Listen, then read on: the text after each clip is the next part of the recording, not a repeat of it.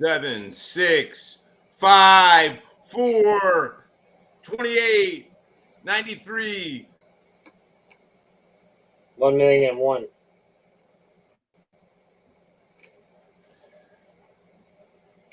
All right, everyone. Hello. You have arrived at episode number 983,268.9. Do you know that, Mark, when a memory came up and it was over 4 years ago, it says this memory's from 4 years ago, and it was episode 12 of this show. Yeah.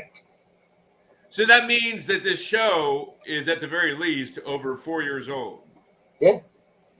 And I would have to say that I think a bunch of our former guests snagged our whole idea because a bunch of them now have their own shows. Yeah.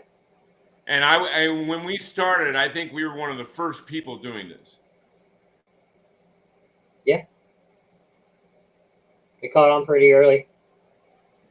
Yeah, I mean, it was amazing to kind of see. And I got to pay attention to chat. We never paid attention to chat. Oh, I do. Or at least I don't.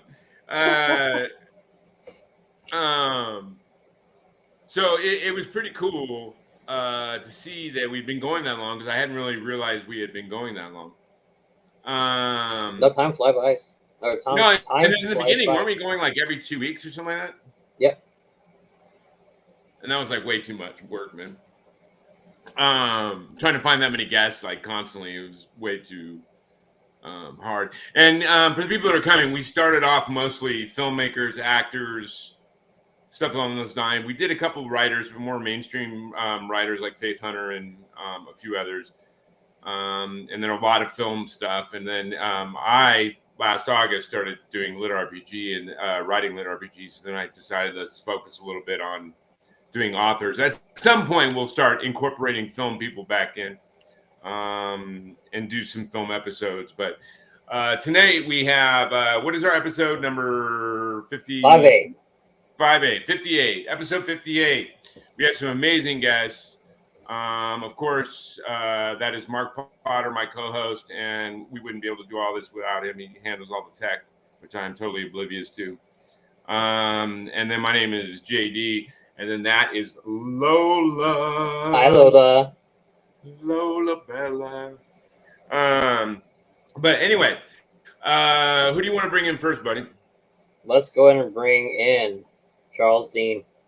All right, one of the more prolific and a very, very talented lit RPG authors out there, has a huge fan base, and we're lucky to have him with us. Please give a hand to Charles Dean. Ooh, oh my God, Charles, I'm so excited. I'm used to hearing it like that. Yeah. All right. Next up, we got one of the most prolific and well-known narrators, specifically in lit RPG, although he does quite a few other things as well, as we were talking about before the show started. But he is very well-known and participates in a lot of the lit RPG groups, and he narrates some of the huge lit RPG authors that are out there. Give it a hand for Steve Campbell. Oh my God, Steve! It's so exciting to see you. Oh, all right. Since we don't have a live audience, and I keep saying give a hand. I got to feel like I have to actually give a hand.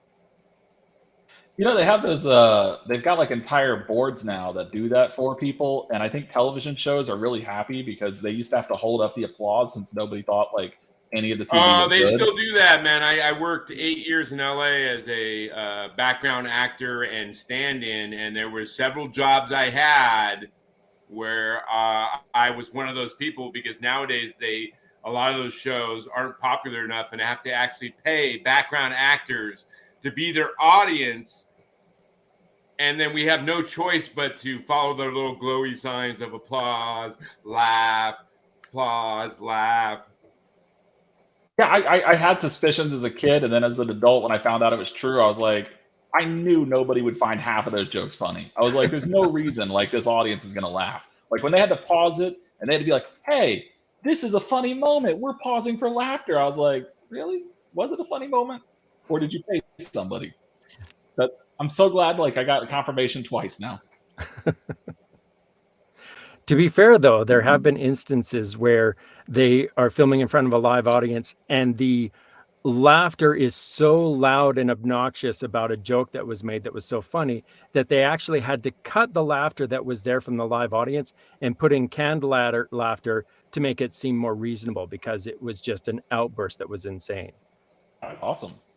So, you know, a show that does that, like I'd be interested in actually checking one out like that. Well, I know for one instance that happened was on Friends, but that was a really good show. I love that show. What happened? I don't know. I don't know. You want Kaboot? Well, where are you, Mark? I'm right here. Well, your video's not on. I can see Mark. Oh, I can't see anybody. I don't know. Wait, hold on a second. I'm going to disconnect and reconnect. Okay. Or is there a way of messing with video while I'm on it? Yeah, if you go to the bottom, there's the video camera. You just click that. That's on your computer, your video off. I've never had that before where all of a sudden I disappeared. We're just playing musical frames at the moment. No, can you see me? Yeah. Yeah. Mm-hmm. Oh, really? You can see me. Oh, okay. Yeah. I just can't see anything else. All I see is Charles and Steve right now. Oh, you don't need to see me. That is untrue, Mark. You are like the charisma of the show, my friend. You are like the magnetism of this show, especially when you're in your yellow summer dress. It's insanely. Oh, I appreciate it. Yeah. All right, you guys. You know what? We're gonna not care as long as the live video has video of everyone. That's fine. Let's get right into it and away from the falsity of clapping at TV shows. We'll start with Charles. Charles, what is something in the last couple of years, project years, that you did and you were proud of, and you thought it turned out kick-ass, and it's going well for you? So one of the recent books I worked on, or like the most recent book that I published, was Death's Favorite Warlock, and I really enjoyed doing that. I lived in Korea for a while, and when I came back, I don't know if you've read manhwa, but they have like a ton of amazing comics that I used to read, because that was kind of how I would learn like pieces of Korean, as I would read these comics and the translations and compare notes between the two. And when I got into lit RPG, I wanted to like take from that storytelling, so I put it together with this like cultivation series that was based on a lot of the things I loved about Korean literature, and I put it together with a lot of the things I liked about lit RPG, and it was absolutely a blast to put it together. It was even funner to harass Steve, because Steve's actually my narrator for that particular series, trying to get him to pronounce like a word correctly that's not English. I didn't know Steve had actually narrated some of your books. Yeah, Steve narrated a few of my books, specifically these three. I remember I was going to work with Jeff, and I've always worked with Jeff in the past. Jeff Hayes is a fucking fantastic narrator. I love working with him. But Steve and I were always chatting, and I was like, Steve, I really want to do one book with you. And it was one of those situations where I wasn't sure how things were going to work out, and Podium contacted me, and they're like, we can have Steve narrate your books and cover the cost and everything and do it for you. And I was like, that sounds wonderful. I'm really looking forward to that. And so I finally got to work with Steve on a series, and Death's Favorite Warlock was the first series I got to do it with. So I've had three great narrators. I've had Matthew Broadhead, who was fantastic for what he did, which was the Bathrobe Knight. I absolutely had an amazing experience with him. And then I had Jeff Hayes, and Steve Campbell has been a blast. And I hope to work with him more in the future. But I've had mixed. I've heard mixed things about. What did you say? I forget what it is. Palladium, or what did you call it? Podium. See, I've heard mixed things from them, about them. I guess from lit RPG authors. Well, they had the narrator I wanted, and they had the terms I wanted. And they've been. Is that it? You kind of negotiate from an individual standpoint? I don't know what other people are negotiating. I know there's a lot of people who walk into a contract with these people and they say, I'm gonna take the first thing they offer me. And I say, well, if you did that, then your experience is probably bad, because you didn't walk in there saying, this is what I want, and if you don't give it to me, I'm going to walk away from the table. Which I had Tantor approach me when I did the Bathrobe Night series, and that series sold really, really well, but they wanted to pay me $500 advance and like 12% royalties or something. It was just abysmal. I've got like the email chain, and I was like, this is a #1 seller right now. Like, I think I was in like top 200 or 300 rankings on that series at the time, and I was like, and you guys don't offer me $500, but they had like no respect for lit RPG at the time. Like, they just thought all these authors were new and they can get whatever they want. So I had to say no, because if I had gone with that, it would have been a horrific experience. I would have not had a good time. I would have walked out of there with a bad time. When Podium approached me with Death's Favorite Warlock, they initially gave me some terms, and I said, no, this isn't what I want. I want these terms. And they said, well, we'll meet you halfway. Are you still good with that? And I said, yeah. And then they said, well, do you have a narrator you want to work with? And I said, yeah. And they were just, everything I got is what I negotiated for. So I'm not going to feel bad about like the terms. They've done a lot of publicity. They've controlled rates and stuff. So I think I've done really well with them. And the best part about it is they've been incredibly friendly. They've been a wonderful, like, easy to reach, easy to contact, always responsive, always on top of my stuff. So I have nothing bad to say. But if I was a new author who didn't know what I was doing, and I got low valued, like just lowballed right at the start from a narrator's, like from an audiobook company, I would think like, man, this is terrible. I hate these people. They're slimy. They just want money. And it's like, well, of course they want money. That's their job. Like, what do you think? Well, I mean, I made the choice out of the gate because I was I've been writing for a long time, but I was new as far as writing novels and lit RPG and stuff like that. So I went to royalty share ACX, but luckily I found a good narrator I like, and I don't really mind sharing. He was beginning too, so I felt like it would be a journey to grow together. You know what I mean? So, but I can certainly see the appeal of going the route you're going, unless you have $5 or $6 grand to throw around yourself at a narrator. I would have had $5 or $6 grand if I didn't have a wife. I'm gonna put it. You didn't have a wife or a life? What did you wife? With a W. I took home the W, and I love the guy with the long beard, the glasses, and the long beard. Yeah, she wanted a house, and I was like, man, I'm gonna have all these payments coming up. I don't know if you've ever owned a house before, but it is. No, I have a dog. That's about the extent of. It is so much stuff, and I'm just like left and right. I'm just like, I didn't realize I'd have to go back into writing. I thought I was done. I thought I early retired. And then all of a sudden, I see the bills coming in, and I'm like, all right, I guess I'll release another book.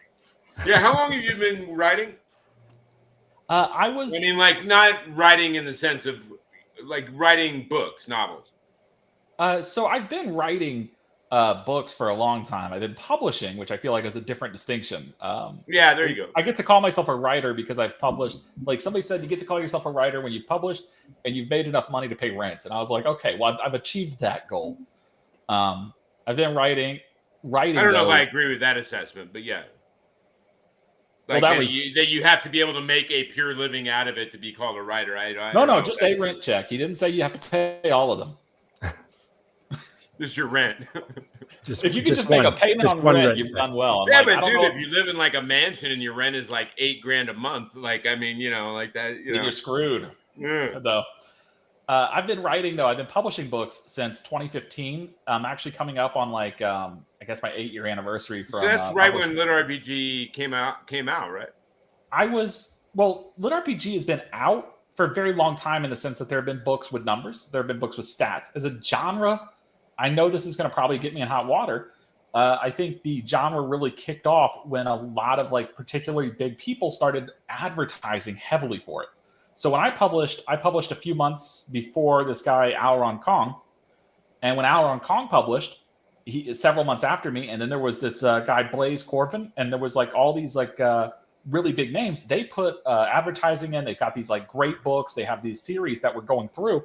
And I'm not saying like any one particular one was good or bad, but they had enough, like I'm going to qualify them as great because they had a good audiences that were really into the books and were really dedicated and built these fan communities. And I would say that's really the birthplace of Lit RPG. So I would qualify that to be the end of 2015 after their books had already started establishing an audience. That's when I feel like what we consider Lit RPG today really got its bearings. And look where it Because is if you now. go back Though, to you like have 1985. you have Royal Road. You have like a lot of these authors are sitting there for a year or two on Royal Road, building like these huge fan bases, and then all of a sudden appearing on Amazon and already have like. And then some of the smaller indie presses are getting really intelligent, and they're like actually tracking these guys down, these people down on Royal Road. Yeah. And then publishing them out. Well, but that's I'll say this too. When I published, I had my book up for free. Like it was just a free to read thing. I never even considered it making money for like a year. So like I had started writing it. I put it up for free. It was a joke project. My buddy and I would kid around while we put words on a paper because I was working at the time with Richard Haygood, who is really just like he was my high school friend, and we just like to eat chicken fingers and drink beer and put words on paper, and that was it. But when I started, there wasn't really the Amazon, Facebook, like big community. There was Royal Road was sort of starting, but back then, the best you could hope for is getting your book recognized on like Gravity Tales or like the Wuxia World chats and stuff like that. So you were going to like Eastern translation to English servers because that's where the majority of the books that would fill the niche were. And then you were and like, that's hey, where it started, right? Book. Is Asia? That's where like that concept started, Asia and Russia or whatever. Well, I wouldn't say lit RPG as a concept started in Asia. There's books in America that just didn't have the fan base. The fan base is in the number of authors really kicked out. Like it's like RPGs, period. If we think of RPGs, you think of JRPGs. You think of the linear progression. You think of the start to finish. You even have like the stat blocks like most JRPGs do. And that's how we like really internalize the concept RPG in, I would say, America is the. And I would say the same thing with MMOs. I get blown away by some of the things they're calling MMOs nowadays. And I'm like, well, calling MMOs like this are an American thing. Android mobile game of like, I'm like, some of the things they're calling MMOs now, where MMOs used to only refer to WoW and things along those lines, I would say. Right. But before the JRPG came, even though we internalize it as an Eastern thing, we say it's like Japanese, we have like this concept of like what a JRPG is as the RPG. The reason we put the J in there is because it came second. Like it just wasn't like the original market, which was the Western role-playing games, which I don't know if you remember the days where you would have like the press forward and your character would move up and there'd be a like the original Might and Magic and stuff like that. Right. Those didn't sell that well. They didn't carry well. They didn't have the time. Or Pool of Radiance or they just didn't move. They didn't move boxes like the Japanese stuff. And so the Japanese stuff took over. And I feel like that was what happened with lit RPG. We had great authors in America, even as far as like the 70s and 80s, writing about video games, writing about getting trapped in video games, stuff like that. We just didn't see them capitalize the way they did in Asia in like I would say the early 2000s, like where it just really blew up as a genre. And it wasn't just like one book here and there, and it wasn't like a few readers here and there. It was like millions of people were reading these books. And so if you were an American and you wanted to read something that was good English and it was a lit RPG back in the day, you had like 1 or 3 books, and it was almost impossible to find an actual English original translation. You would have to go English you would have to go find a translation into English of something else, and there would be whole sites with like dozens and dozens of them, well organized, well curated, put together. And I mean, even today, I don't know if it's happened, but I can type lit RPG in Amazon, and there's not really a category still to this day. No, it's not. No. With bestsellers, like we've got like I guess I can definitely call some of Dakota's work lit RPG, right? And his is like, I don't think you can read Dakota's work and not be like, this guy is fantastic. He's an amazing, prolific writer. And if he puts something in his lit RPG, Amazon will be like, I don't know what that is. And they're then they immediately define it as fantasy or sci-fi or whatever the secondary mark is. Right. But I want to slow down right there because we're going to keep games. going on, and I want to get Steve involved in this. Whether it be about his Shades of Grey moments or other things he has going on. So, Steve, in the last couple of years, what have you done? And you can even reference the mother that really became close to you after listening to your narration. That's a trap, Steve. Yeah, that is definitely a trap, 100%. I've been narrating for, I don't know, 5-6 years now, and I really, really gravitated and lucked out. One, that I was welcomed into the community, but I really gravitated towards lit RPG as an audiobook performance medium, because I've always said, like right from the start, that audiobooks, when it comes to lit RPG, it's like Saturday morning cartoons for adults, is kind of how I see it, right? So all the characters are a little bit larger than life. You're allowed to play a little bit more. It's expected that you're going to have a little bit more distinction between the characters and really, kind of explore that. So as a voice actor, that's freaking awesome, and I love doing it. So lit RPG was a great avenue for me to start getting into really stretching and expanding what I get to do when it comes to audiobooks. So I've always gravitated toward this, and I've been really lucky to get a lot of people that seem to enjoy what I do, and authors who want to work with me. So like Charles was saying with the Death's Favorite Warlock, which, I mean, there comes a point where the author is really excited about like giving you a whole bunch of stuff, and that's cool. Sometimes they don't know what they're expecting you to do is like almost verging on impossible. And Charles takes it to a different level, where he told me at one point, he says, yeah, I purposefully try and fuck with my narrators, direct quote. And so he would do things in his books, write in really challenging sentences, or see how long he could make a sentence without any commas or punctuation in it, without it wrecking the story. Charles, please say that isn't so that he could do it to make us narrators try and figure out how to make this sentence work. I'm innocent. And I don't know what you're talking about. Talk to my lawyer. It never happened. And he in this one was fun because he has a lot of Korean that he threw in there, and then sometimes just for shits and giggles, he would take one Korean word and another Korean word and then like mash them together and make a whole new word. And I'm trying to look at, like, how do you pronounce this? How do you it's a new word. How am I going to find a pronunciation for that? So yeah, he's fun. He's like, I like it when I can get a sentence to be about 70 or 80 words. That's a good sentence length for me. And 70 or 80 words, is that what you said? Yeah. A lot of commas, I can imagine, in there. No. He doesn't like to do commas. There was one I sent to Jeff Hayes in War Aeternus series that was, I think, 116 words. Without a comma? There was one comma.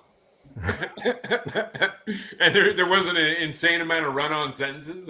No, this is the thing. Charles is scary smart, is what I like to call him. And so he, as he's told me before, a lot of what he enjoyed reading was the classics and older literature, where they had that waving kind of melodic tone to how they wrote.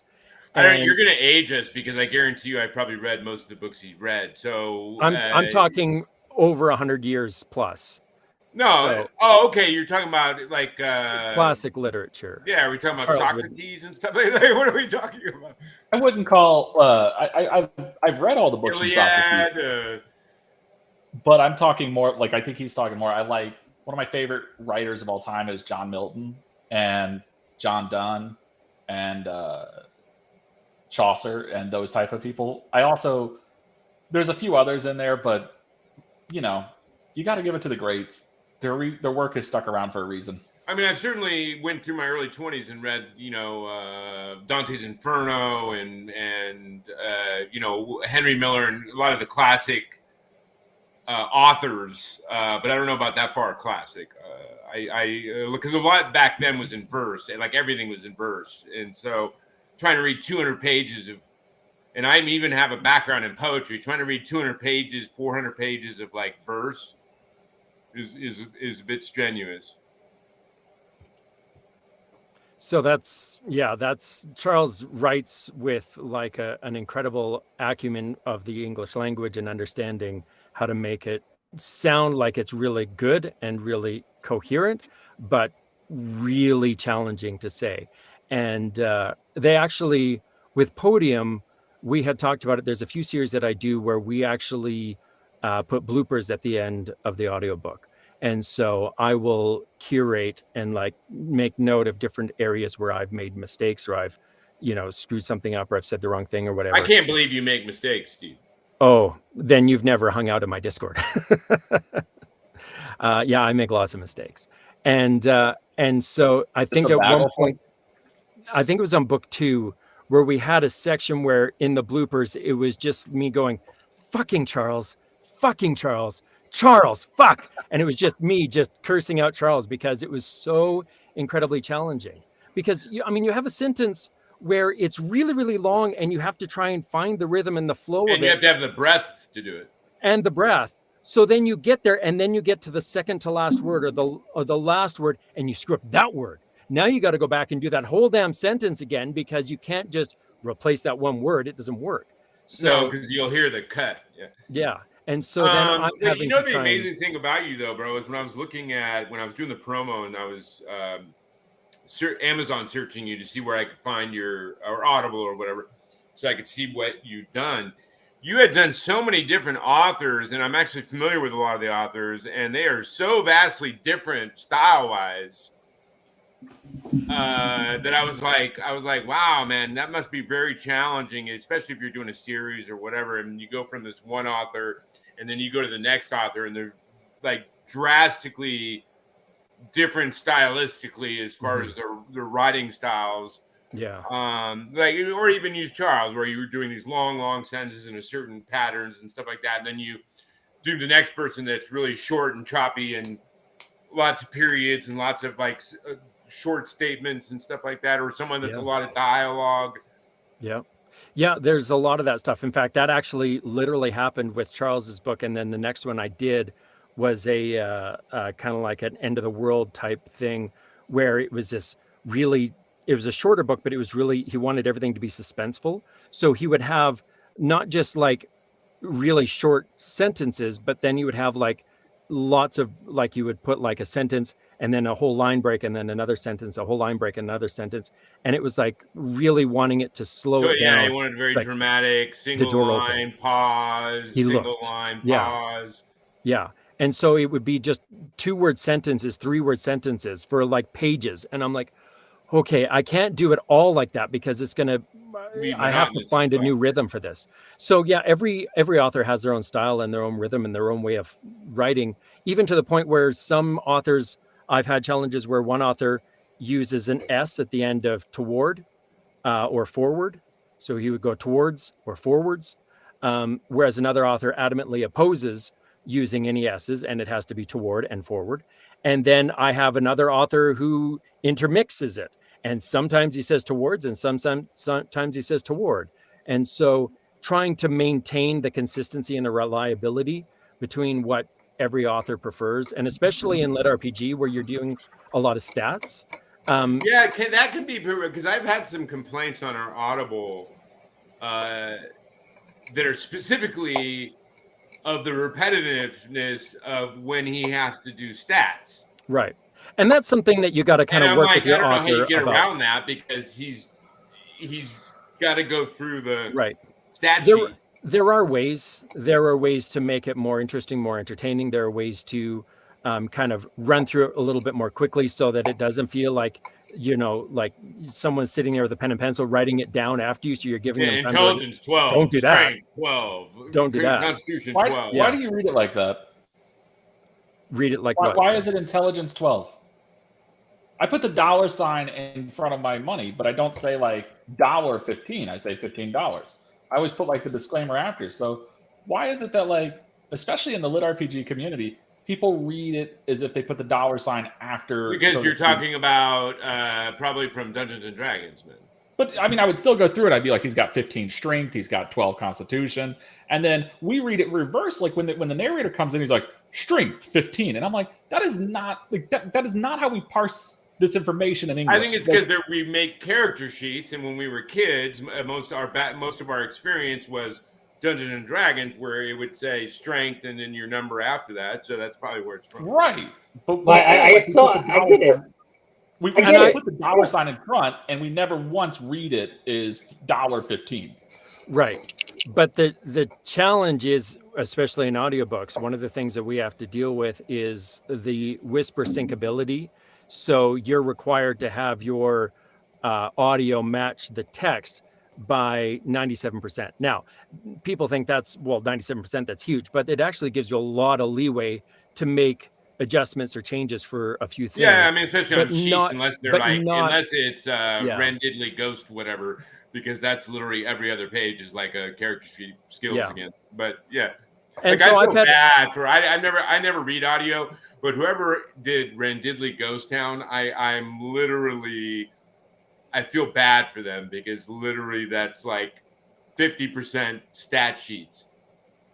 and they do, like, there are times when it's like heavy stat sheets, and so there's other things that people have done where they're like, the author will send a sparse down version so that you're not reading all of the stats, and they cut a bunch out and they remove some of them.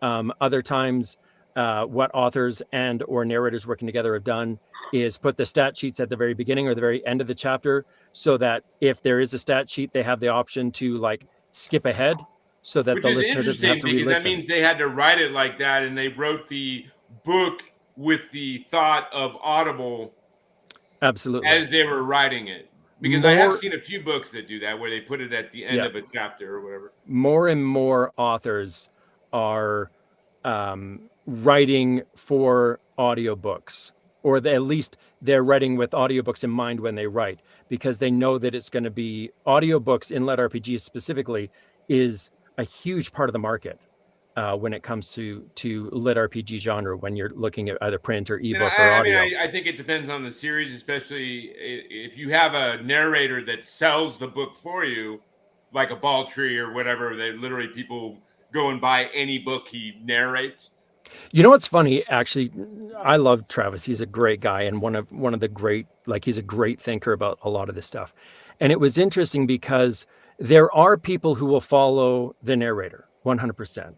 And you do have a certain amount of following when it comes to that. And there is a certain amount of clout that comes with having a specific narrator that comes in, but not as much as you would think. And I was chatting with Travis about this, and he doesn't do royalty share really. It's not that he won't ever, but he doesn't really do it because he says, I don't know whether I pick terrible books or what the deal is, but he said most of my royalty shares don't sell at all.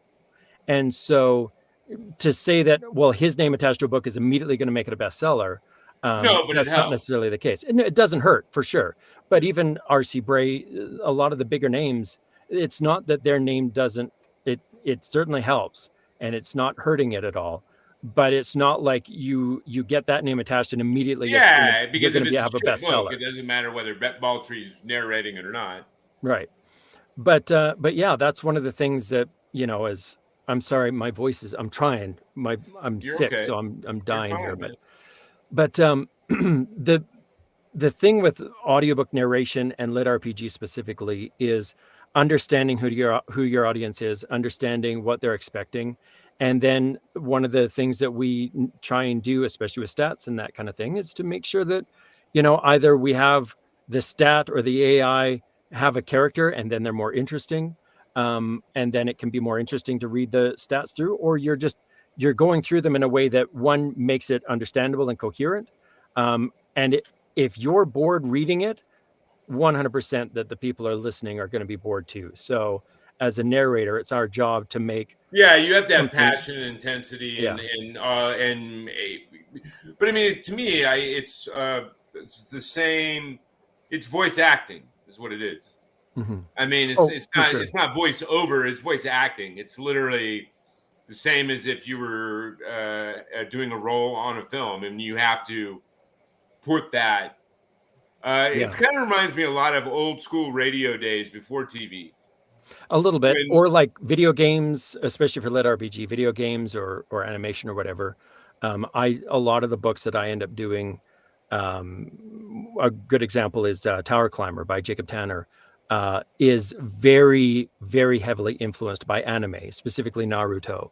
And so if someone isn't aware of that trope and isn't aware of the tropes in anime, they're going to read that and be like, this is really goofy and childish. Like these villains are all repetitive and they're all making these outrageous claims that are, you know, ridiculous. Like, this makes no sense unless you know anime and you understand that that's the trope. That's what they're going for. And so as a narrator, it's our job to understand that kind of stuff, understand the tropes that are going to be coming through, understand some of the pop culture references that are being made, so that one, you're not embarrassing yourself by mispronouncing things, and sometimes that happens. But you try and do as much research as you can to know that, you know, this is a particular person or this is a particular thing that's being referenced from something else. And then to know that, you know, like you're being expected to do this anime stuff. And so, yeah, if you can find that out, then it kind of makes it a little bit easier on the narrator to know this is what's expected. But it is challenging when you have new listeners coming in that don't understand that that's what's going on. And they're like, this is read really weird. Like, why does it sound like an anime? I personally, I read like 2 or 3 books a week, and I have since I was like a little kid. The one thing I have never really been able to, and I've pretty much since I started reading Lit RPG maybe a year ago or a little longer than that. That's pretty much predominantly the only thing I read. And Lit RPG is kind of like that with a lot of readers. Once they get into it, it's kind of like that becomes what they read. Yeah. I have problems with pure cultivation, though. I can't really do pure cultivation. I like classes. I like those kind of things. Even authors that I think are actually really good. Michael Chatfield's a good example. Very talented. Oh, he is author. amazing. Very talented author. And I read the first 3 books of the 10 Realms. But it's pretty much cultivation. And I can't quite personally. I want to see classes and stats and all that kind of stuff. And that's not exactly what that book is. Although he's a very super nice guy. I periodically talk to him on Instagram. Very talented writer. But those genres are very closely related as far as a lot of crossover as far as audiences, cultivation and Lit RPG. And then some of the most popular books out there mix the two.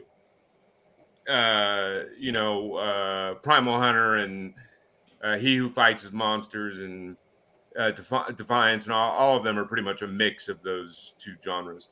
But hey, Mark, will you please talk to our little chit chat?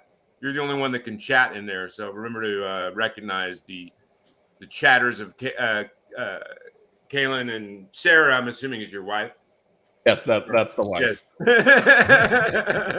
That's kind of what I was like. Yeah, that's probably his wife. So I just but respond to him, man. You're the only one that can. It says well, he's been popping it up in our call. This is not for me. This is for them. I know, but just at least like recognize that they are talking, man. I would, but it doesn't let me. It says only the host can respond. But anyway, we can see you guys. Just want to let you know that was the whole point of what I just said. We see those comments and we appreciate them. Let's drop back to Charles. What is a project you are currently working on that you're amped about, that you're excited about? So I'm working on this project called Upgrade Apocalypse, and I'm going to preface this with I am co-writing this project with Ramon Mejia, who is sorry, weird business text came in. I'm co-writing this with Ramon Mejia, who is absolutely one of my favorite people in the Lit RPG community. His talent, like beyond writing, his talent for putting together class systems, for building skills, for designing universes is absolutely amazing. And I got the chance to work with him on this. And so we've sat down and God damn it. Sorry, I got to put this on silent. I apologize. Oh, you're good. Oh, it is on silent. That's great. I forgot that I have this like D&D for work stuff that goes through. So he is absolutely an amazing and prolific like designer of these worlds and classes and skills. And so we built this game, and we didn't actually write the book first. We designed a game, and this game is basically a card game. Like, have you ever played a gacha game on a phone? I haven't, but I played Hearthstone and stuff like that. Sure. Magic. Where you take like one card and you feed it to another card to level a card up. And it's a really simple system. And the idea is that each time, like rather than having a system where it's like you have to get these platinums or you're worthless, the best cards to get are the ones at the bottom, the bronze cards. Because each time you scale them up to a silver and then a gold, you get these choices that you get to make that really lets you build your own class, so to speak, and have these like your own like identity. And then we also have a standard stats that affect it. So like maybe a skill will be like does X amount of damage, but the X is determined based on your constitution. And you get to modify that skill to lean into the constitution or lean into the AoE and so forth. And it's been a really fun like experience. So And you're it's like, you're doing a game system, but you're also writing a novel based on cards, which would be marketing wise smart because of J.R. Matthews, and then the new one that just came out that because of J.R. Matthews got a lot of I don't know. I might be too into my shell. Who is J.R. Matthews? All in the skills. So card based lit RPG. Right. It is. It's a card-based lit RPG. I'm interested in this J.R. Matthews. I don't know this one, but that's because I've been in a shell writing. I read Nova Roma, his other series, but it's Jake's Magical Market. That sounds cool. I'll look it up. But so we finished putting this skill system together, and then we just started writing a book, and it's just really fun. We have 2 protagonists instead of 1. And each one of them has like unique flaws, and they're not like good friends at the start. Well, they were great friends, but they had like a major beef that like caused them not to speak to each other at the start. And then the story is about them overcoming that while not trying to get eaten by zombies. Very simple. And we instead of doing a single zombie faction, we said, zombies can get a little dull, so we have 4 different factions trying to kill our protagonists. Like insectoid chimeras, which are basically like imagine gas and whites, man. I had a guy pay me. This is many years ago, right? 7-8 years ago. Pay me to write a film script treatment because he had some guy on the hook that he was going to fund something or whatever, but he had bullshitted the guy and said he could write, and he couldn't really write. So he paid me to ghostwrite the treatment for him, but I said I would want some creative thing. So he gave me Christmas, and then he gave me zombies, and I said, "There's no fucking way I'm gonna write zombies because this is right when there was just a shit ton of zombie movies that had come out like over and over and over again, like in a few years' time. Plus, it was when the big zombie TV show, I forget." Walking Dead was. You've got to be specific. There's a few of them now. And so I said, fine, I'll put Christmas in there. But then I decided instead to do whites and ghouls and gas. And I wrote that instead because I said, I'm not going to fucking do zombies, man. That shit's been like dug 100 times over. Yeah. Well, we threw in some other stuff like one of our favorites is it's this like small little dragonfly that has like a little scorpion tail and like inserts its eggs inside of you. And you gotta like avoid that happening. I'm getting alien vibes now. Yeah. And I don't know why, but I think Steve started breathing heavy. Steve is on his way to like be like, okay, can we get this series so we can read it to a certain mom in a bathroom? I don't know.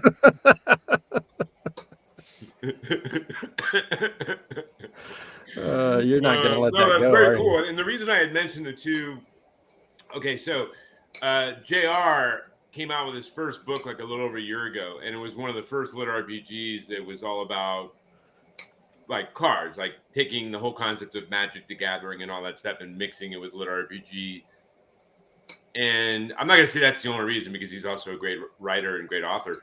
But he wasn't one of the Royal Roads build-up audience. He wasn't one of the guys that had 30 grand to throw in a marketing right out of the gate. But that first book of his, and it's the only one in that series because he immediately went and started Nova Roma, which was a completely different series, blew up, man, like blew up, like Primal Hunter and all those kind of blew up. He even got to quit his job as like a defense attorney or a public defender or whatever. And then one just came out called All in the Skills. And it's the first one I've seen since Jake's, which is a little over a year and a half ago, maybe.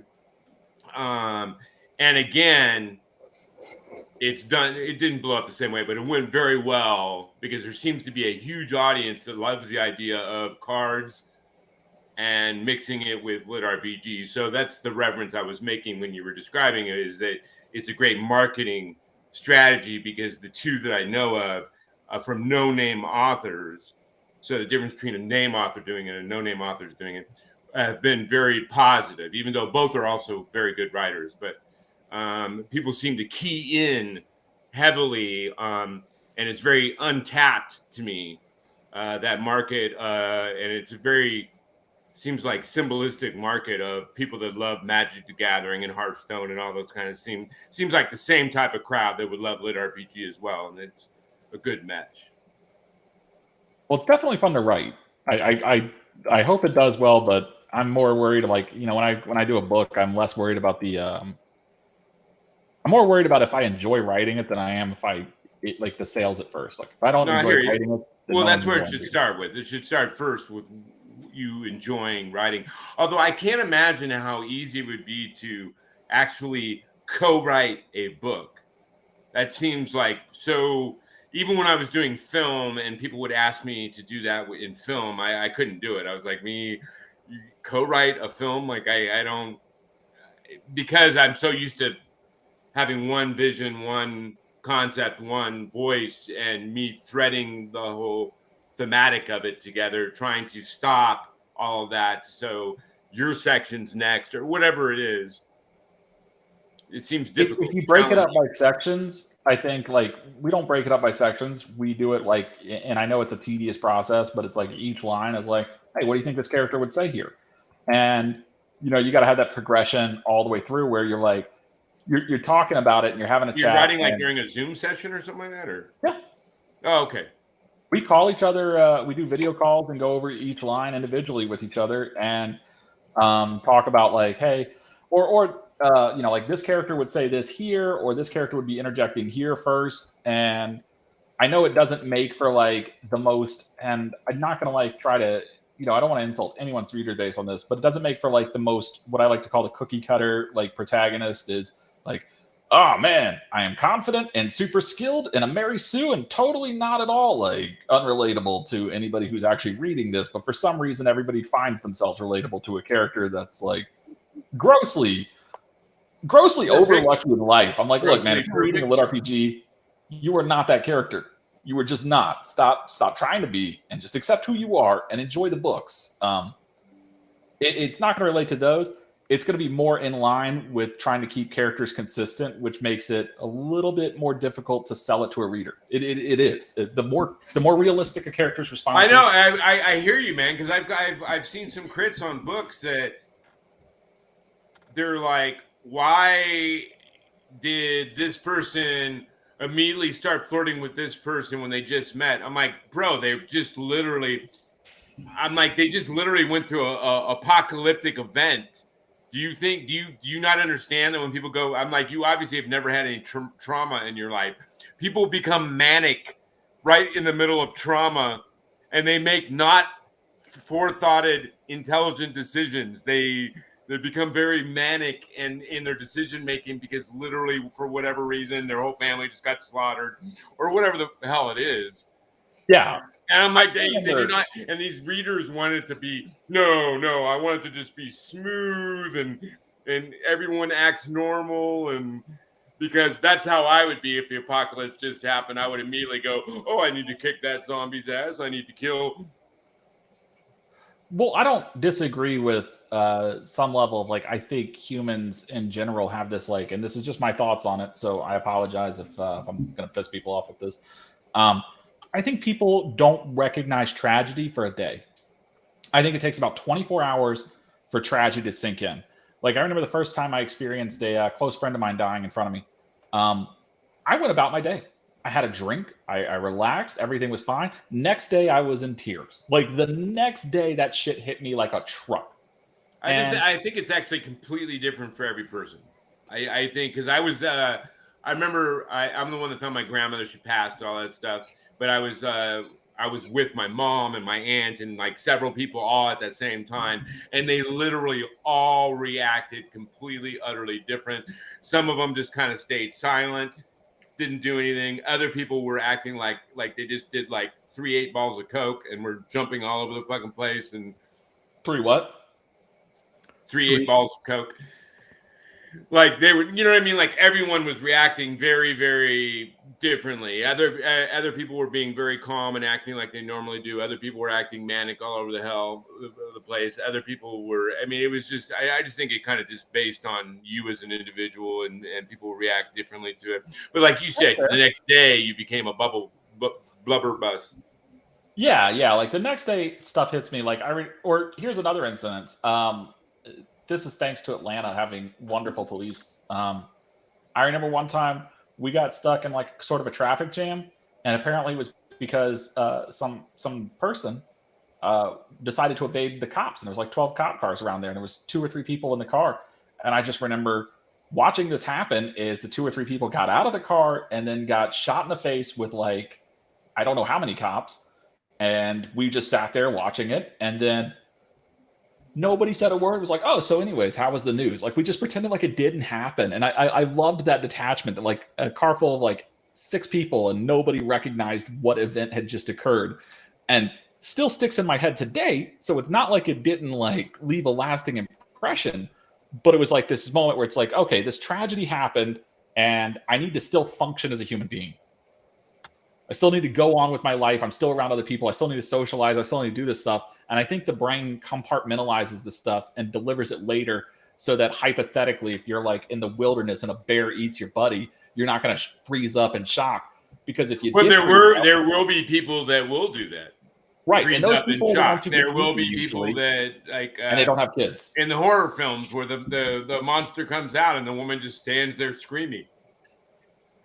I'm not saying they don't exist, but I don't see them as much, because I think in an evolutionary like aspect, I think a lot of those people were weeded out during the early stages. I don't have as much faith as you, brother. I think I remember when I was a kid, I saw a friend of mine, a guy just walked up and punched him. And my friend, I was embarrassed because he just stood there and didn't do anything. Then the guy hit him again, and he didn't even run, like fight or flight. He just like do something. If you're gonna run. If you're gonna fight. But he just stood there and kept getting hit. I had to jump in and stop the shit. And I was like, afterwards, I was like, what the hell was wrong with you, dude? Like, either defend yourself or move away. Well, that could have been an effective strategy. Sit there and took like 3 punches right to the face. Apparently they've switched that now, where it's not just fight or flight. They have fight, flight, or freeze, because there are literally some people that don't do either, and they just deer in the headlights. And so it can happen where I just think it depends on the individual. I just think it can depend on the individual. It can depend on the circumstance of what happens, but it does happen. And I know, Charles, you don't spend enough time watching social media stuff, but there is enough people that I have seen do some really dumb shit on social media that there's no way that you can feel like those people have been weeded out by evolution or out. I'm sorry, it's just not. There's too much. You're saying that, but I actually think being stupid is a charismatic advantage. It can be. I think that the dumber you are on social media, like I try to tell Mark that all the time about me. I'm like, hey man, it's an advantage. All right, buddy. It is. And I'm going to tell you, like, because it's an advantage until it's not, because it works and works and works until it doesn't, and then you're dead, and that's it. So if you haven't had a chance to procreate before that happens, or you're broken, that's like saying fake it till you make it. Like, okay, what are you going to do after you make it? You going to fake it some more? Yes.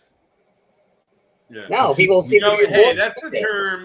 That's the term I hated the most in LA. And while I was happy, I learned a lot of the things I learned in LA and the experience I garnered and all that, working in the film industry and everything like that. The one thing I hated the most, which was very indicative of a lot of the attitude of LA, was the comment you heard more than anything else was "fake it till you make it," and that seemed to be the predominant attitude. There'd be a role saying, hey, we need someone that is highly skilled as cutting hair. And I would have people I know applying for it. And I'm like, I didn't know you cut hair. He goes, I'll just watch a YouTube video. I'm like, bro, what happens if they're literally in an insane important scene of a TV show that costs millions of fucking dollars? They decide to hire you and then put you in the scene, and they're going to be close up on you cutting hair, and you're supposed to know how to cut hair. He's like, don't worry about it. Let's watch 2 YouTube videos. I got the bits on this.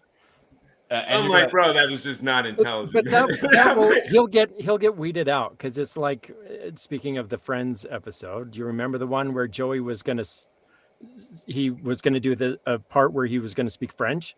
So you had to learn French, and Phoebe was trying to teach him French, and he's like, blah, blah, blah, blah, blah, blah, blah, blah, blah.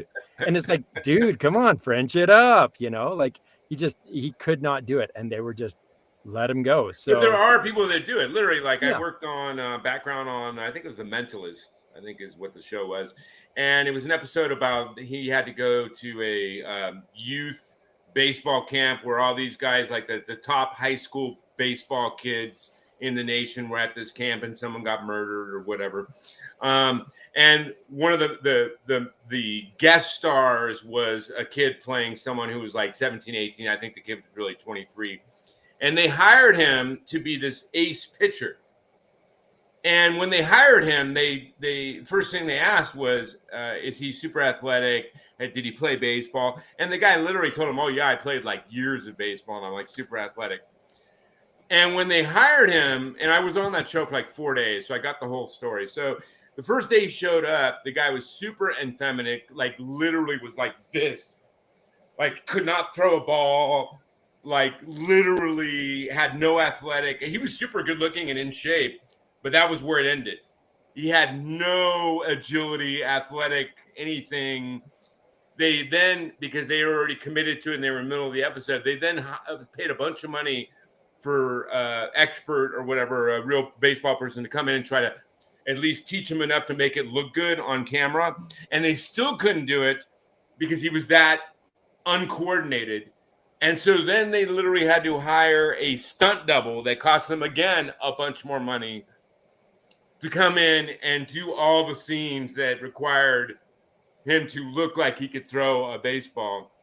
I guarantee you that kid will not be cast at least for a few years because of how much money he costs production. But I mean, that happens, right? Like, what was the story about Alan Rickman when he was doing Die Hard, and he had like this really limp-wristed way of like holding the gun, and he didn't know how to hold a gun at all. So one of the producers, a woman, had to teach him how to hold. No, I remember actually there was a few shots that I think I remember him holding a gun like that. Yeah, like he just didn't know how to hold it. So he had like this weird, it was on an interview I saw, and one of the producers had to like show him how to actually hold a gun, because I mean, he had no idea, no clue. And so there are times when you're just like, you got to figure it out. You got to do what you can to make it work. I don't know, but I want to jump real quick onto, because we keep it's easy for us to converse, it looks like, so we keep jumping all over the place on tangents. Steve, really quickly, tell me a project you are currently working on that you're amped about, and then we're going to take a 5-minute break, and then we're going to come back and talk about end with future projects. So, Steve, what is a current project you are kicking booty on that you're excited about? Oh gosh, this is going to be hard because I'm working on 2 projects back to back that I'm really excited about, but they're both by the same author. So I'm working on one. Well, that should be easy. You can just drill the. Yeah, I'm working on a project. The first book I recorded actually last year, and it's coming out I think next month. And I'm already recording book 2 for that series right now, and it's through Podium, and it's he's quickly becoming one of my favorite authors, Macronomicon. And I did a series with him a little while ago. Was a much older guy in his 40s that was a little bit jaded, and a lot of craziness ensued in that. And it was fun because he puts in so many pop culture references that are just so awesome for me to get to actually voice, because it'll be like in one part he had to do like the "Where are they?" from Batman, like he's got all this fun stuff that I get to play with. But nowadays, you almost have to make an excuse. Like my characters are 20-something. I had to go, but they were brought up by a mom that made them watch all the 80s, 90s TV shows and all the pop culture references. But the people who get it, and the people who don't, well, they can either learn about it or they just don't get it. Like You can That's only how I do write so my much books. to teach Hey, them. that was when I first felt getting old, because every single pop reference culture that I was throwing at people I work with, they were all just looking at me blankly going, I don't understand.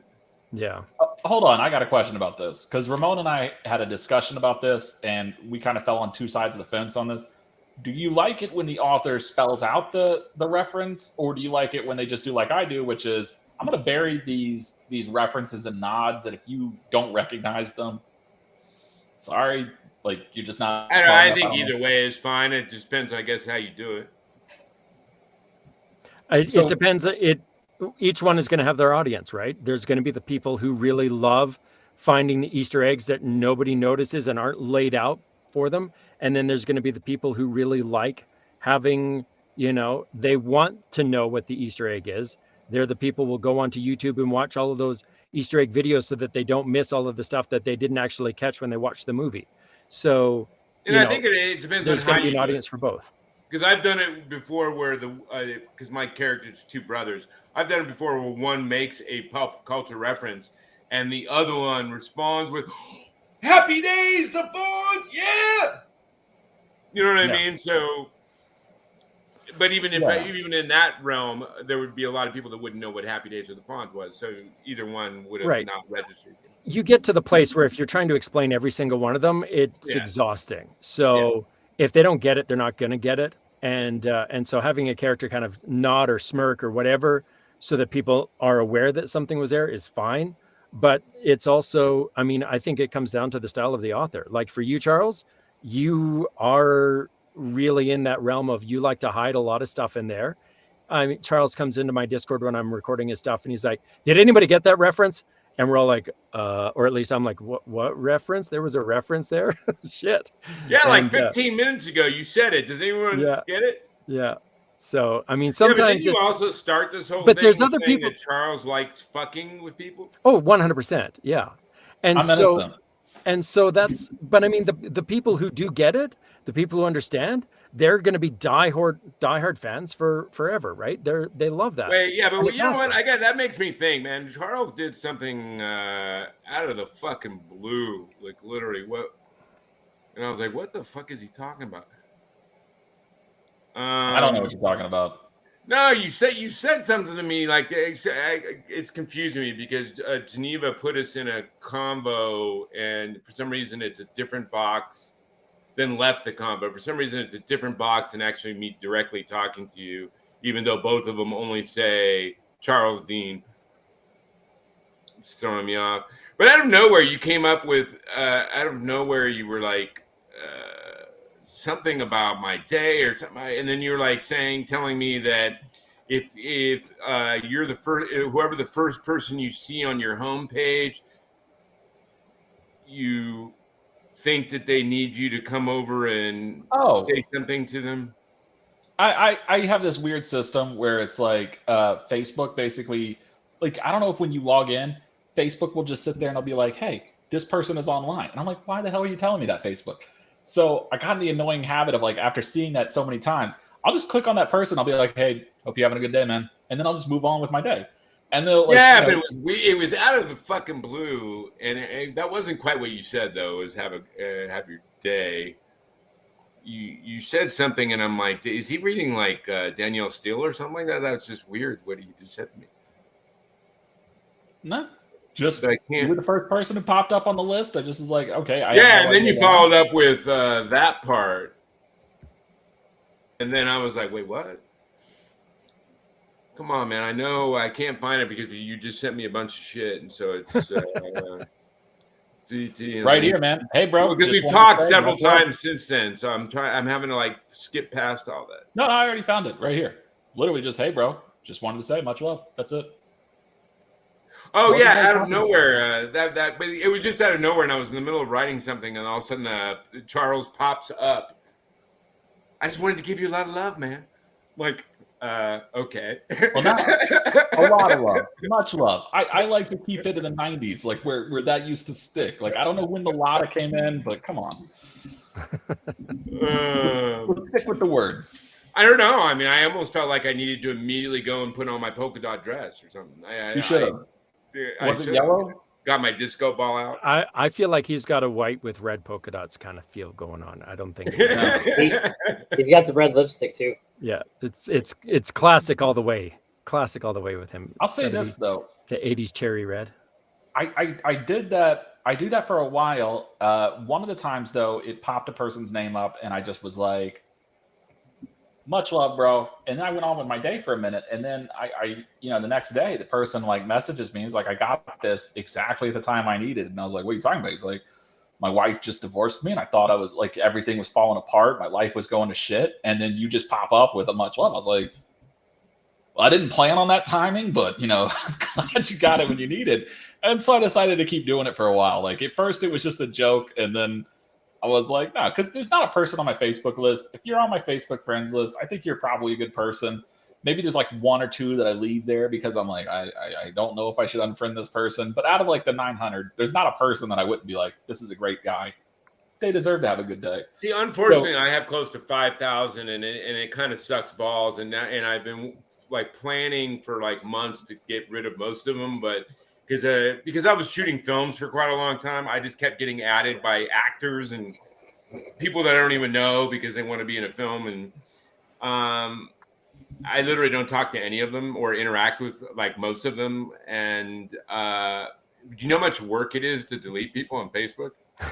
It's too much of a pain in the ass. Like literally, I've tried 3 times. I get to about 30 people. That's taken me like 40 minutes to get rid of 30 people. And then I look up and there's still 4,400 people. And I'm like, oh my God, dude, this is literally would be like a 16-hour workday. So I'll tell you what I did.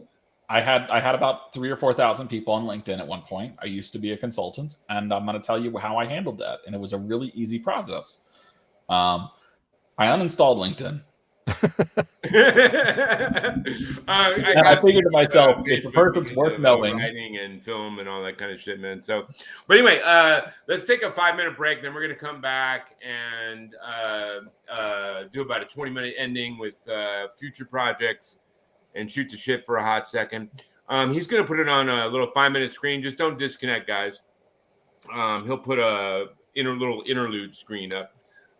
Just don't disconnect the connection, but take a 5, get a water, go talk to your wife about red polka dot dresses. Steve can get some water and quench a little lemon tea or something, quench his throat. But anyway, you guys have been watching Stormcrow, Dreamers Talking to Dreamers, with amazing guests Steve Campbell, Charles Dean, my co-host Mark Potter, of course Lola. And then we will be back in 5 minutes. See you then. And Kalen, look at you. You become like a fixture on every show, man. You come and support everybody. That's very, very cool. Appreciate it. You're not only the youngest lit RPG author in the universe, you're also a very supportive one.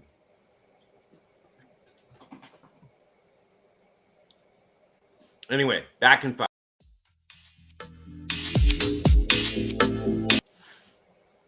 Okay.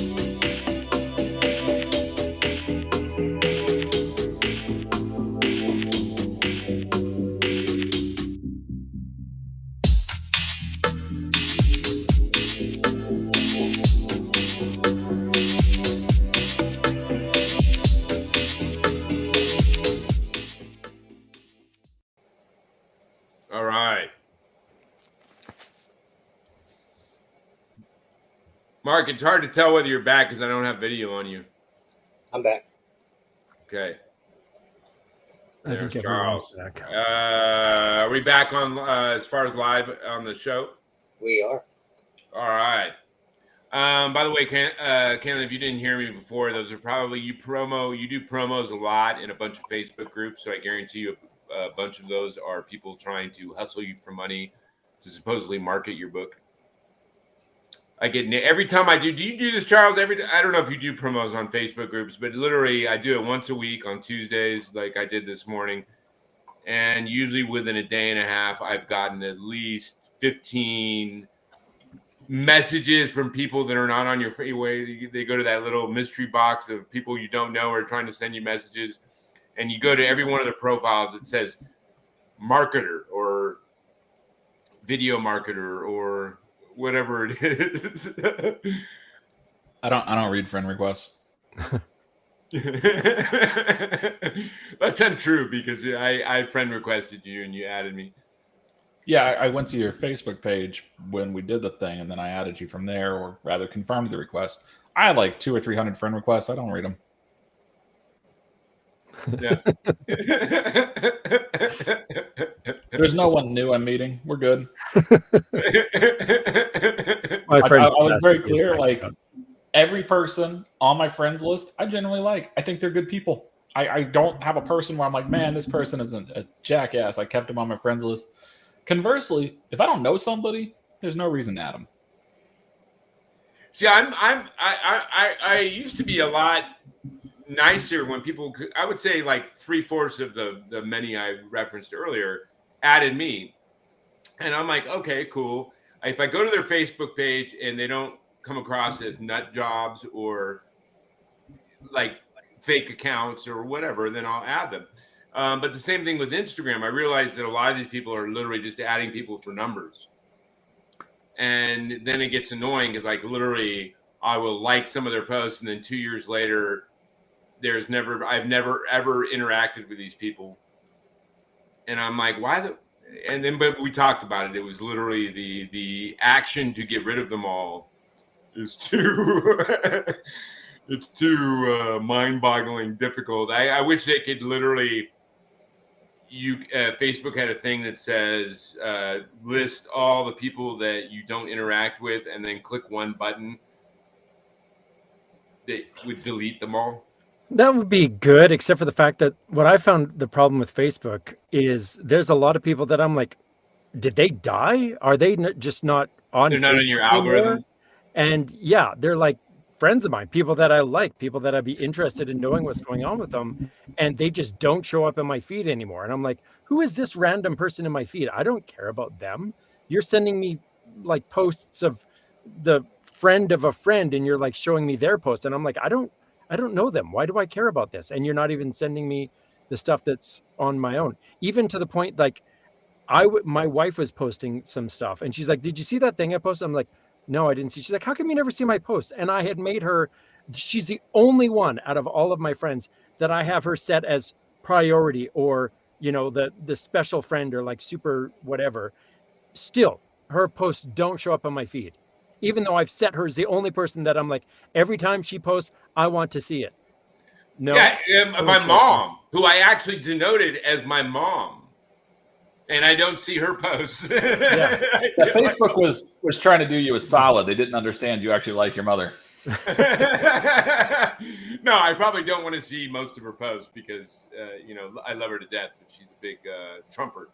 And so I literally really don't probably want to see a lot of her posts. But still, it would be nice to have that option, of being. But, Facebook runs off. And, I would say about 2 years ago, they also just quadrupled the amount of ads and promos and follows that they bombard your homepage with that used to not be quite as prevalent. But they have to pay for Meta.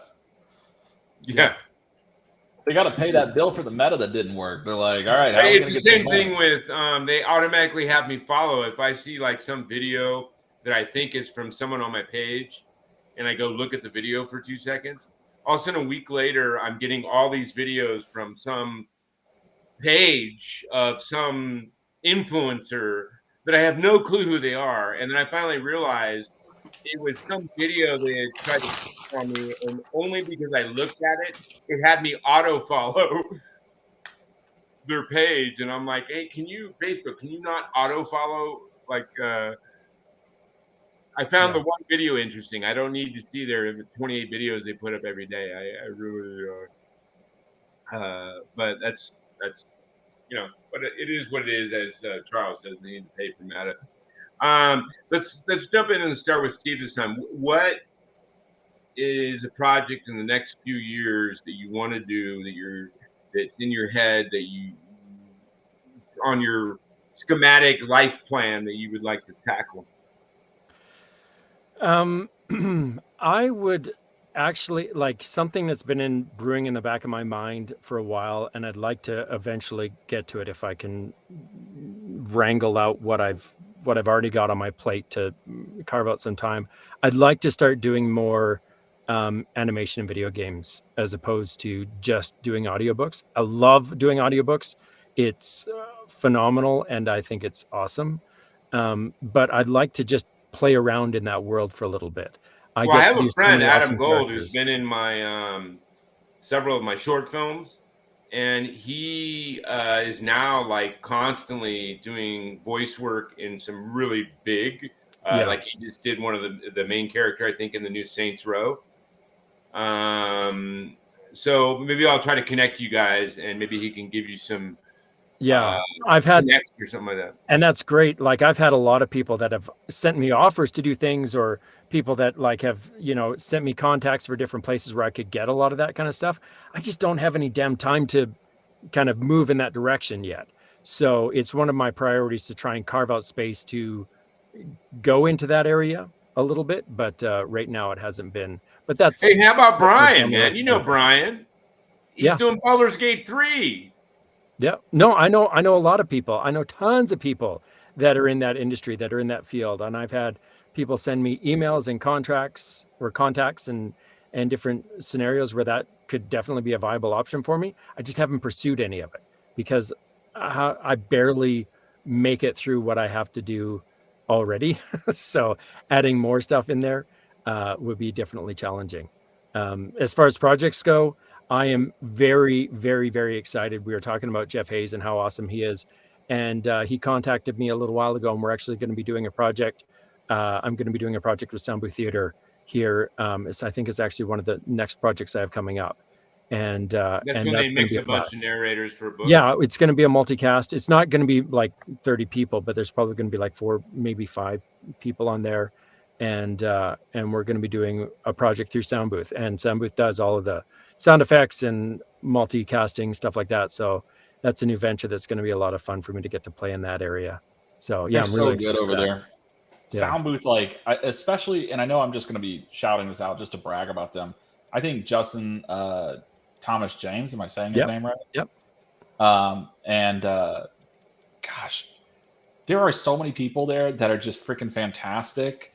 But Annie Ellicott and Justin Thomas James, like I thought that Jeff Hayes, like this was before I knew you, of course, but I thought Jeff Hayes was like one of the best narrators I'd ever heard because he brings a very theatrical, like you were talking about earlier, like he has a very theatrical way. He performs a book, and I feel like I'm listening to a performance rather than listening to some guy read. And that was a really big deal. And then, you got Justin Thomas James, you've got Annie Ellicott, and you've got the others there. And I didn't realize how much I loved a dual cast until I could hear the chemistry between them, because you could tell that they like working with each other, that they're good, they bounce stuff off each other really well. And it just, it would take a book from like a 5 and boost it up to a 7 or an 8, just having them do the cast and having that multicast and having that theater performance. It was like, even if the joke wasn't delivered well, it was like you were watching like Chandler and Joey and Rachel coming in on Friends.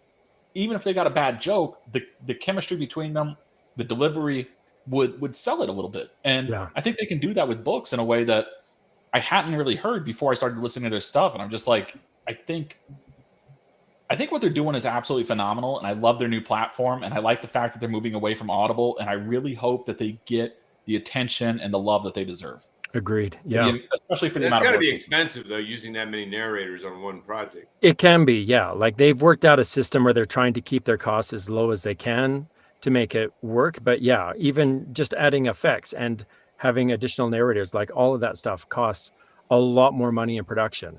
So I think all of their projects, that's why all of their projects are passion projects, right? Like they really love the books that they're doing. They really love what they have going on.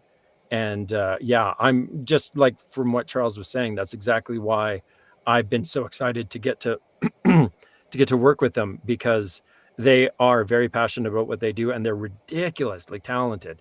So I got to hang out with them in Atlanta, and I think we already had this project on the books. Yeah, at that point, and Dragon Con. yeah, and it was just great to hang out with them and kind of shoot the shit and stuff like that. And so I'm very excited for this project for that exact reason. I've done a few dual narrations. You actually left Canada? I know, it's crazy. Yeah, I didn't know that you were actually even physically capable of leaving Canada, man. It was touch and go there for a while. They weren't letting any Canadians go anywhere, but yeah, they finally said, okay, you can go places now, eh? It's okay. Hey, even when I was like in Seattle, it was a pain in the ass to go across. And that was like over, probably 14, 15 years ago or something like that I was in Seattle, and it was a pain in the rear especially flying in and stuff like that.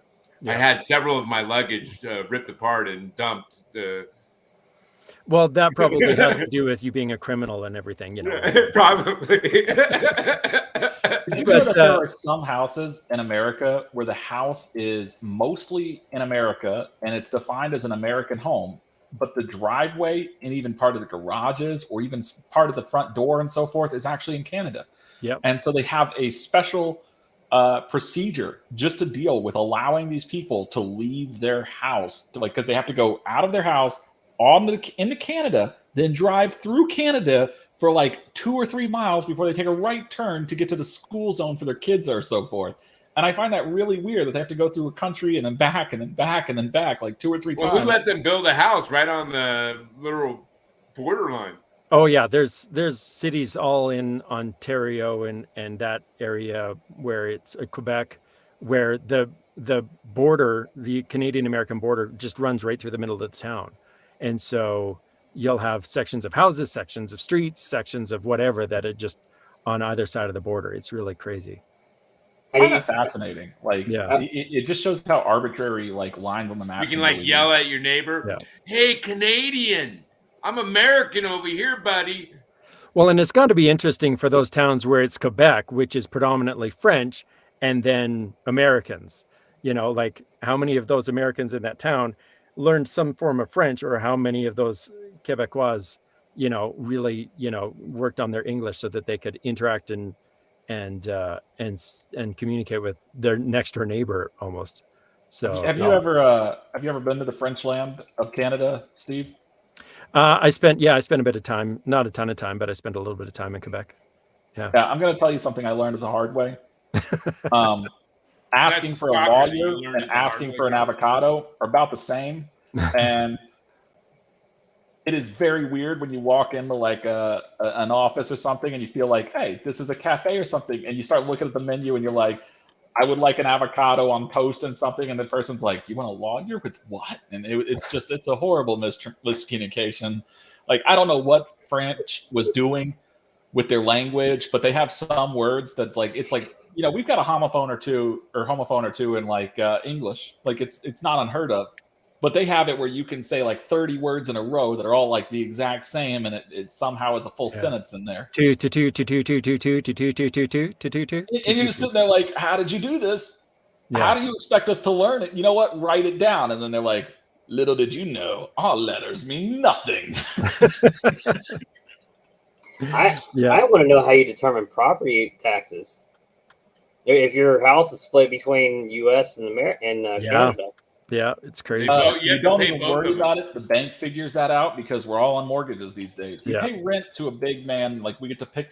The benefit of owning a house now is that I got to pick my landlord.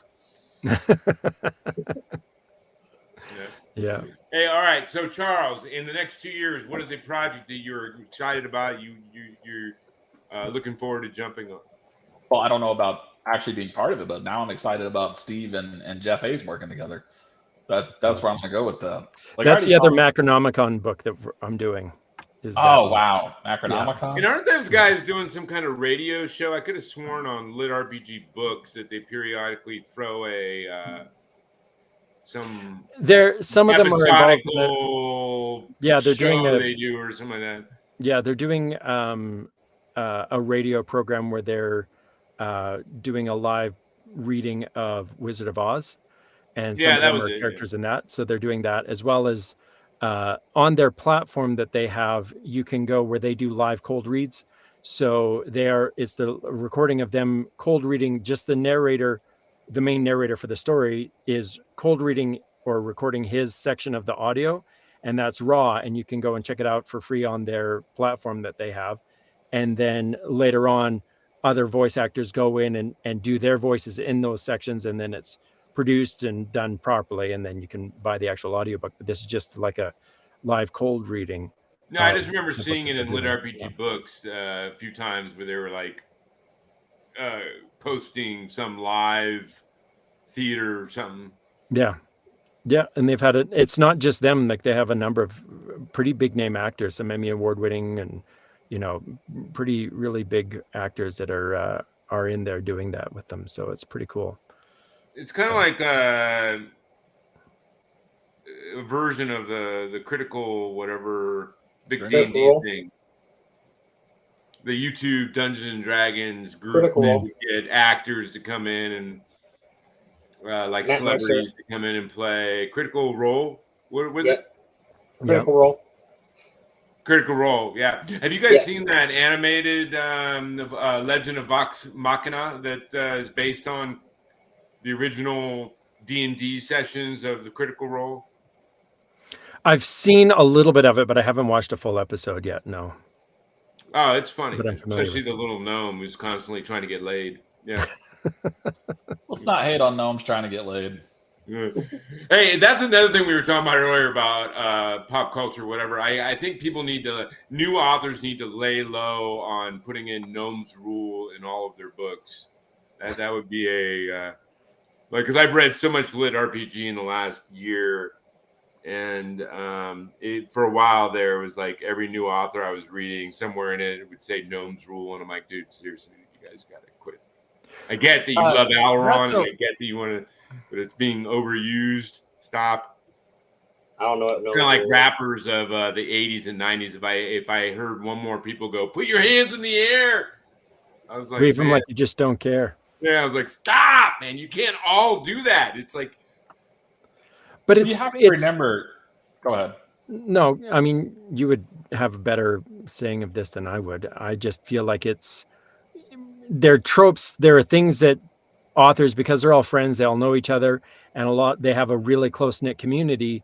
They're always putting in nods to other books or other things just for fun or for shits and giggles or whatever. Like, I know you, Charles, you add names of authors and people that you know into your books all the time. So yeah, I asked them first. I'm like, hey, let's talk about this. But I was just thinking, like, you were complaining about the hands in the air with the rap.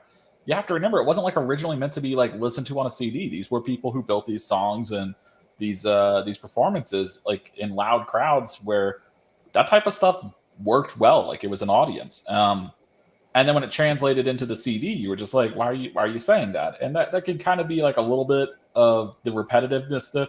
We're putting these nods in because it was the rabbits with horns. I love them. Oh yeah. Because these are references. I hate putting it this way. New authors are trying to establish themselves and say, look, I've been part of this community from the start. I'm a member of this tight-knit group. And they're trying to tell the other authors, but mostly the readers, that I'm not some stranger to this world. I'm not a right-to-market person, because right-to-market versus readers versus authors has been a sort of debate that's been kind of like building and then collapsing and then building again inside the lit RPG market. So when people are putting in these references to these other authors, you might feel like they're repetitive, And yeah, it's one line. You got 100,000 words. 6 of those 100,000 words are going to be something that you're finding repetitive.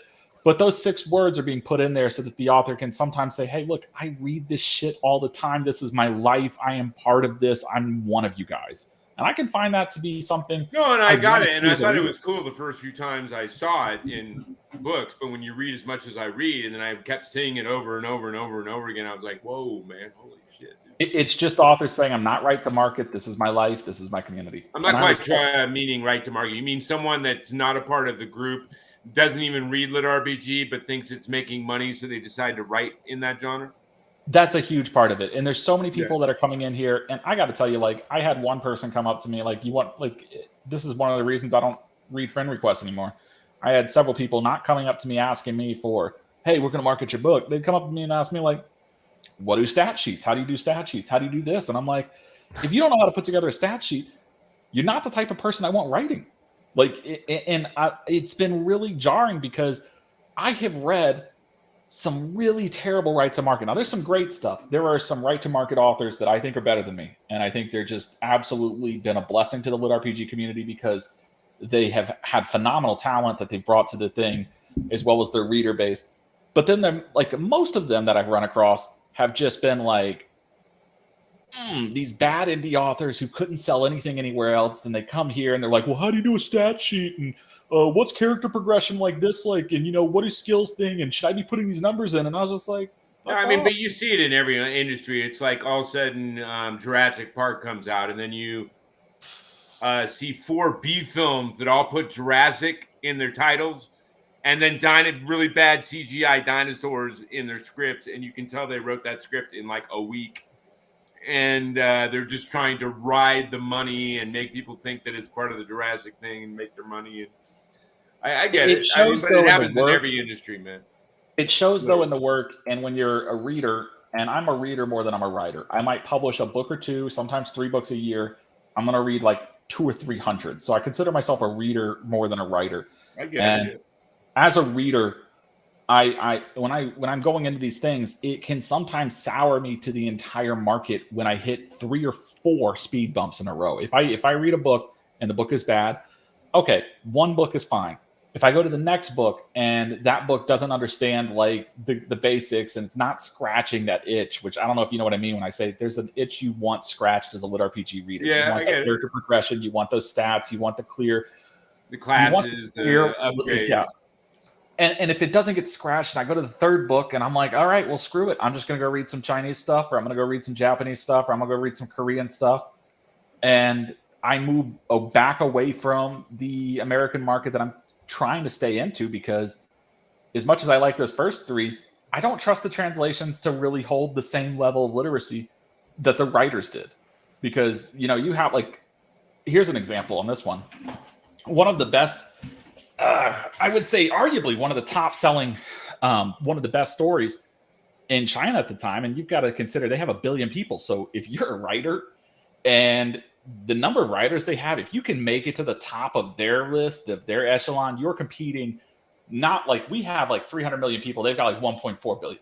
Out of our 300 million, there is an incredibly small number that want to be writers versus like China, where they have like just tons of people sitting there at their keyboards putting together some amazing fucking stories. And if you can compete with that and make it to the top, that's phenomenal. But then the translation, not so much. The translation was really bad. But that's for really anyone. I mean, I have someone that asked to translate my one of my books to Spanish. I don't know if she's doing a good job. I can't speak Spanish or read Spanish, so you know what I mean. And she could be, really nice lady and really into my book, which is very flattering. And it's not costing me anything; it's through BabbleCube, so it's a share or whatever.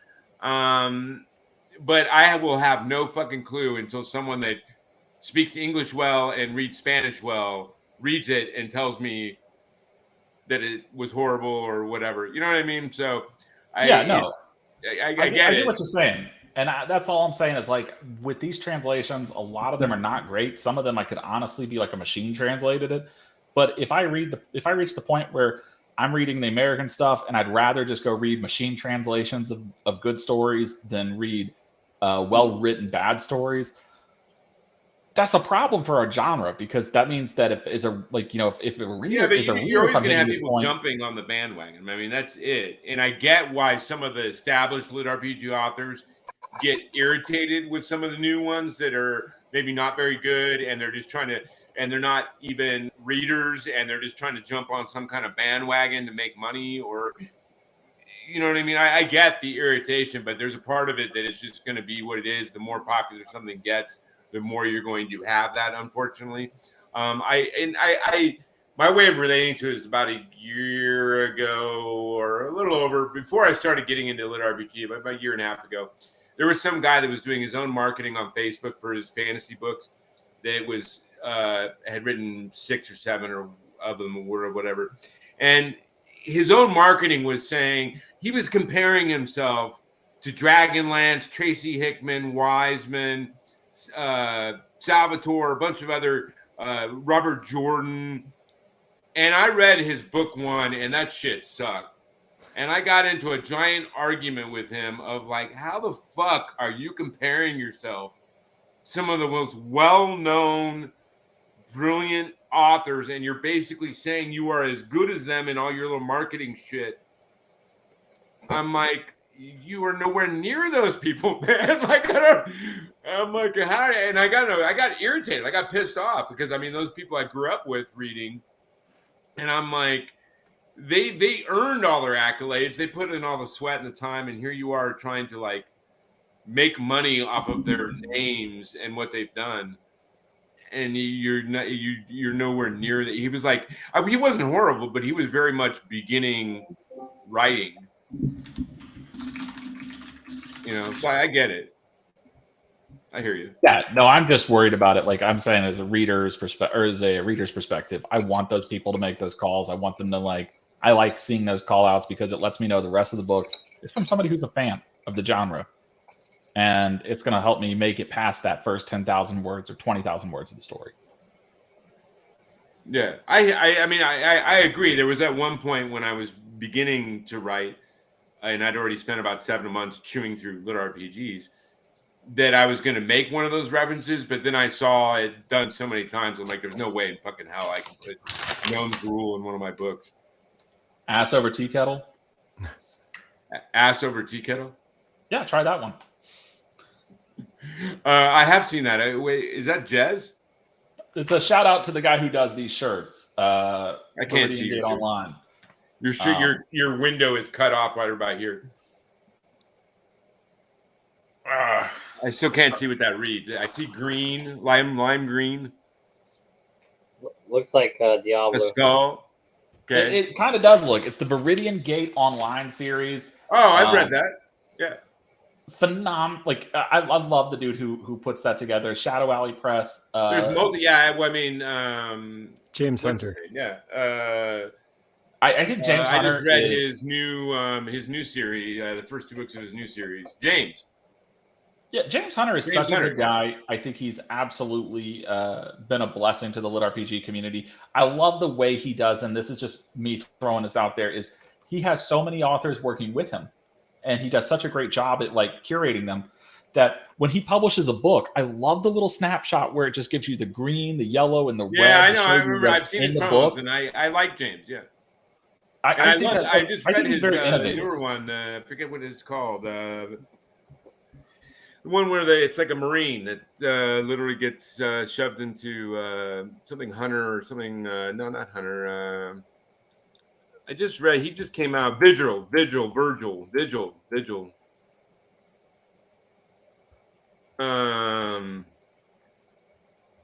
harem one.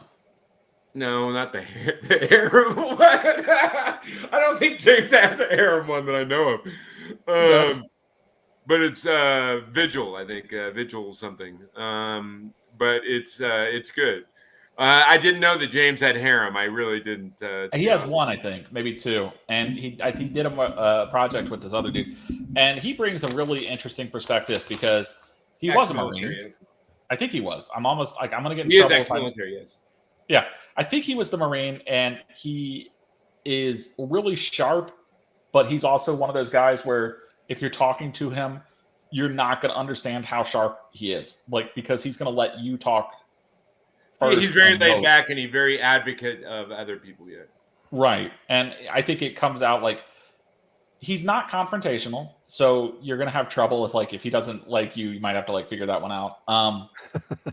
But he's one of those people who like he has some great advice and great tempering, and he does a wonderful job of making these books good, so that when you read a VGO book, you just know it's good quality. Like you're walking in, you know exactly what quality to expect of it, which is not something I can say for a lot of the lit RPG that doesn't come through publishers. Like I think Mountaindale Press. no, and because a lot VGO of them do a don't great have the job of money that. to pay for editors and stuff like that. You know what I mean? So they're gonna.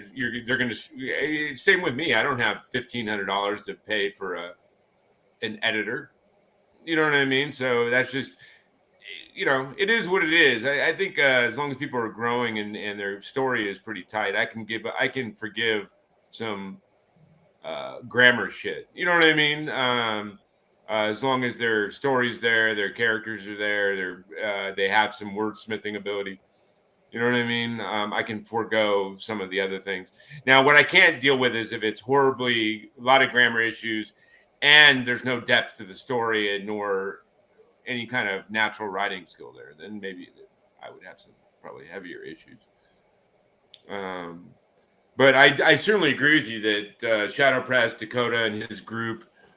Yeah, that's Mountaindale Press. And Those guys. Press. I mean, because they're very meticulous and they very much have the ability to market and to throw editors at it. And more than the marketing, I think the editors and the consistency and quality has helped us retain readers in the lit RPG market.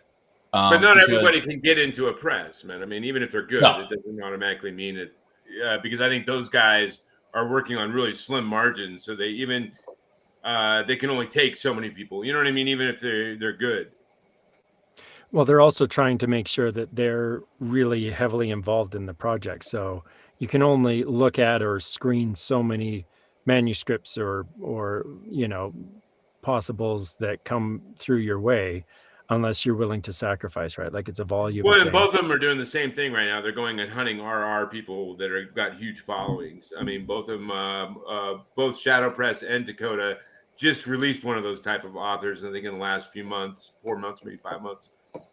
Both R&R, huge followings from R&R that they picked up. I forget the one I just read that James put out through his press. I just read it like a month ago. I forget sorry, man. You know how it is when you read so many effing like books that it's hard to recollect. Like I go through like 3 or 4 a week, man. So I'm like literally my brain is. But he just put one out. It had a huge RM following, and it was really good. But I'm like you. I do give a hard look to anything that Shadow Press puts out.